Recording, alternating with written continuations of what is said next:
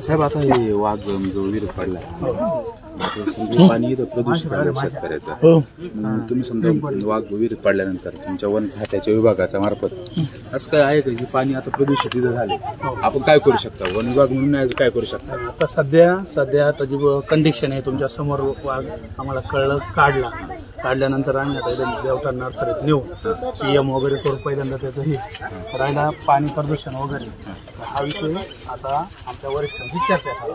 कारण सगळ्यात महत्त्वाचं लक्षात घ्या वन्य प्राणी होतो परंतु ज्यावेळेस पाणी पडल्यानंतर पाणी प्रदूषित होतं. आज पाणी प्रदूषित हा सुद्धा एक कलम आहे लक्षात घ्या. तो उद्या जनावरांना पाणी पिण्यासाठी उद्या धुणं भांड्यासाठी पाणी वापरलं जाणार आहे. तुम्ही फक्त वाघ पाडला विहिरीत आणि तो लगेच धुवून जाणार पण या शेतकऱ्यांच्या पाण्याच्या संदर्भामध्ये उद्या या समस्या निर्माण होणार आहे. आपण या वन विभागात तात्काळ काय कारवाई करणं एवढं सांगा. कारण काय होतं लक्षात घ्या आज वन्यजीवामुळे आज मानवी याला सुद्धा खूप धोका आहे.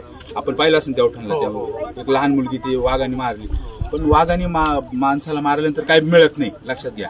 पण माणसाने वाघाला जर मारलं तर त्याला शिक्षा होती लक्षात घ्या.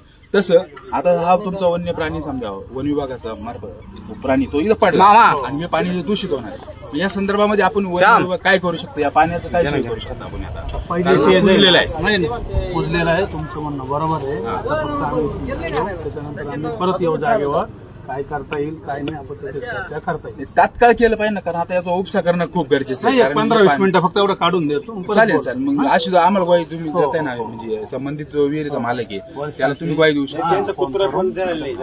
आणि दुसरी गोष्ट कारण काय होतं लक्षात घ्या कधी कधी ना बेजबाबदारपणा वन विभागाचा दिसतोय की पडला ते काढून घेऊन जाणार आणि त्या पाण्याचं कारण आता हे पाणी पूर्ण दूषित आहे कशाला तो वापरता येणार म्हणजे शेताला वापरू शकतो पण इतर गोष्टीला वापरू शकत नाही. याच्यासाठी वन विभाग काय करू शकतं मी वरिष्ठांशी जसं मीडिया मार्फत आम्ही बोलणार आहोत त्यांनीच मला सांगितलं की तुम्ही त्यांची बोलून घ्या प्राथमिक स्वरूपामध्ये त्यांना व्हिडिओ पाठवणार आहे आणि मग तुमच्याशी परत चर्चा करून आम्हाला याच्याबद्दल तुम्ही 5-10 मिनिटं आजच्या आज किंवा लगेच करू शकतो.